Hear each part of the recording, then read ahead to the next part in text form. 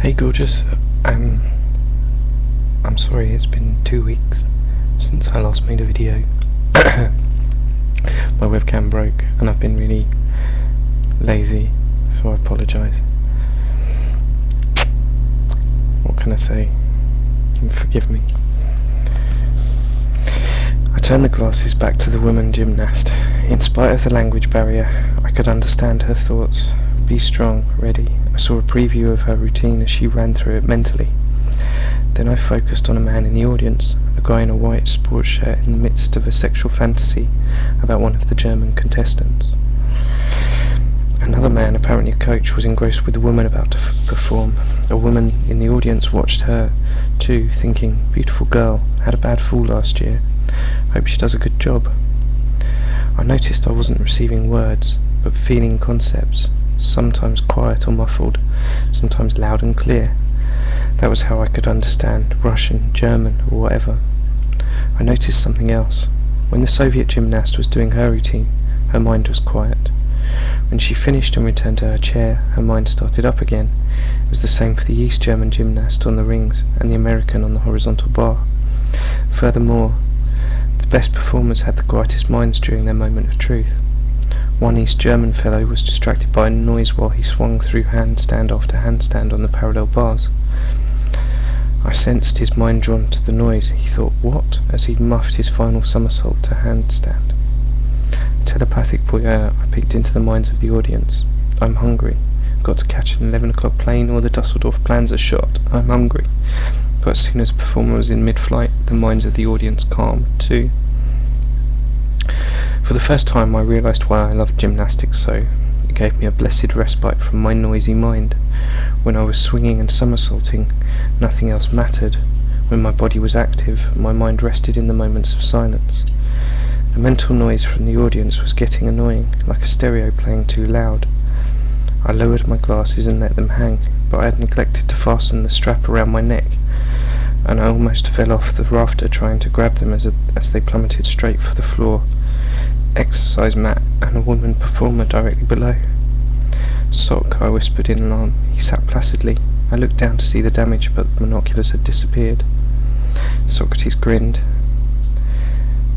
Things work under a slightly different set of laws when you travel with me. He disappeared, and I was tumbling through space, not downward but upward. I had a vague sense of walking backward from the edge of a cliff, down a canyon, then into a mist. Like a character in a crazy movie in reverse.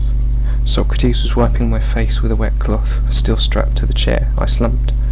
Well, he said, isn't travel broadening? You can say that again. How about unstrapping me? Not just yet, he replied, reaching again for my head. I mouthed no, wait, just before the lights went out and a howling wind arose, carrying me off into space and time. I became the wind, yet with eyes and ears, and I saw and heard far and wide. I blew past the east coast of India near the Bay of Bengal, past a scrub woman busy with her tasks. In Hong Kong I whirled around a seller of fine fabrics, bargaining loudly with a shopper. I raced the streets of Sao Paulo, drying the sweat of German tourists, playing volleyball in the hot tropical sun. I left no country untouched. I thundered through China and Mongolia and across the vast, rich land of the Soviet Union. I gusted through the valleys and the alpine meadows of Austria, sliced cold through the fjords of Norway. I tossed up litter on the Rue Begal in Paris. One moment I was a twister ripping across Texas, the next I was a gentle breeze caressing the hair of a young girl contemplating suicide in Canton, Ohio. I experienced every emotion, heard every cry of anguish, and every peal of laughter. Every human circumstance was open to me. I felt it all, and I understood. The world was peopled with minds, whirling faster than any wind, in search of distraction and escape from the predicament of change, the dilemma of life and death, seeking purpose, security, enjoyment, trying to make sense of the mystery. Everyone everywhere lived a confused, bitter search. Reality never matched their dreams. Happiness was just around the corner, and it was a corner they never turned, and the source of it all was the human mind. Socrates was removing the cloth strips that had bound me. Sunlight streaked through the windows of the garage into my eyes. eyes that had seen so much, filling them with tears. Socrates helped me into the office. As I lay trembling on the couch, I realised that I was no longer the naive and self-important youth who had sat quaking in the grey chair a few minutes or hours or days ago. I felt very old. I'd seen the suffering of the world, the condition of the human mind, and I almost wept with an inconsolable sadness. There was no escape. Socrates, on the other hand, was jovial. Well, no more time to play games right now. My shift is almost up. Why don't you shuffle on back home and get some sleep, kiddo? I creaked to my feet and put my arm in the wrong sleeve of my jacket. Extricating myself, I asked weakly, "Socrates, why'd you tie me down?" "Never too weak for questions. I see. I tied you down so you wouldn't fall off the chair while you were thrashing around playing Peter Pan." Did I really fly? I felt like it. I sat down again heavily. Yo! Okay, mate, I'll just be a minute. Thanks. Sorry.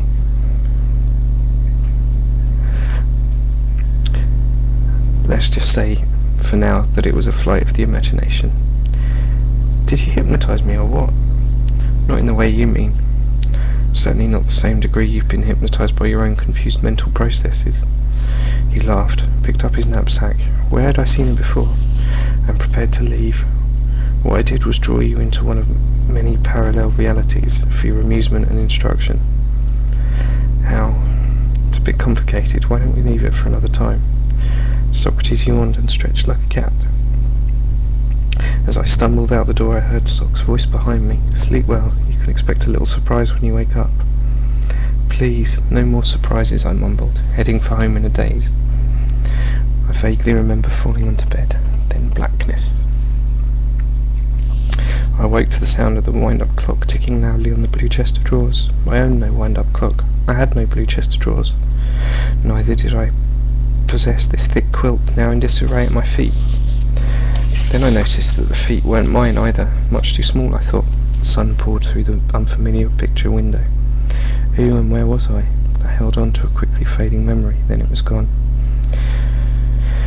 My small feet kicked off the remaining covers, and I leapt out of bed just as Mum yelled, "Danny, time to get up, sweetheart." It was February 22nd, 1952, my 6th birthday. I let my pyjamas fall to the floor and kicked them under the bed, then ran downstairs in my Lone Ranger underwear. In a few hours my friends would be arriving with presents, and we'd have cake and ice cream and lots of fun. After all the party decorations were thrown out and everyone had gone, I played listlessly with my new toys.